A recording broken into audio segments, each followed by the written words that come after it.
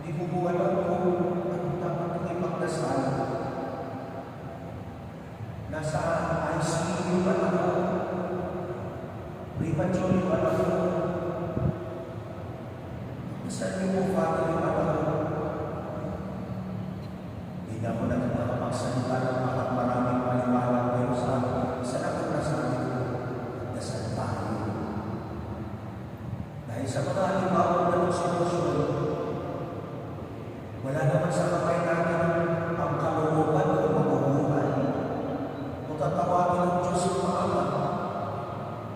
Sa punto na halimbawa ng pagpapasya sa sakandaan ng buhay natin, tayo ba'y magpapatuloy sa bukasyon natin o hindi? Wala naman nakalaka, walang may awag na. Nasa kamay din ng Diyos ang buhay ng bukasyon natin. Kahit sa mga ordinaryo makakakaroon sa buhay natin, mga kapatid, hanggang hindi natin pinapakalayo ng nais natin ibigay ng Diyos, hindi na ito yung magkakaroon. Kaya tiyak yung mga intention, tiyak yung mga dasal na tinuro ni Jesus sa atin. At sana, kapag nagdadasal tayo, tiyakin din natin yung biyayang nais natin makamit. Pero pag uli, pagdasal ng laman ng puso natin, ang biyayang din natin, ang pag-uli paadaya sa atin, kapag tulungan ng Diyos, sana huwag tayong makapagpagin na magbago ng buhay.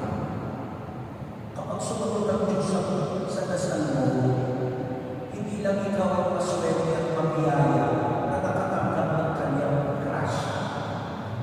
Dahil ang hamon sa iyo, ikaw din ang maging sagot sa dasal ng iyong kapwa. Bakit? Sapagkat maraming nagdadasal ng Ama namin, hindi naman naiintindihan ang tunay na dasal ng Ama namin. Nagdadasal tayo na ilayo tayo sa puso, pero langit naman tayo ng langit. Nagdadasal tayo na magpatawad, pero punong-puno naman tayo ng galit.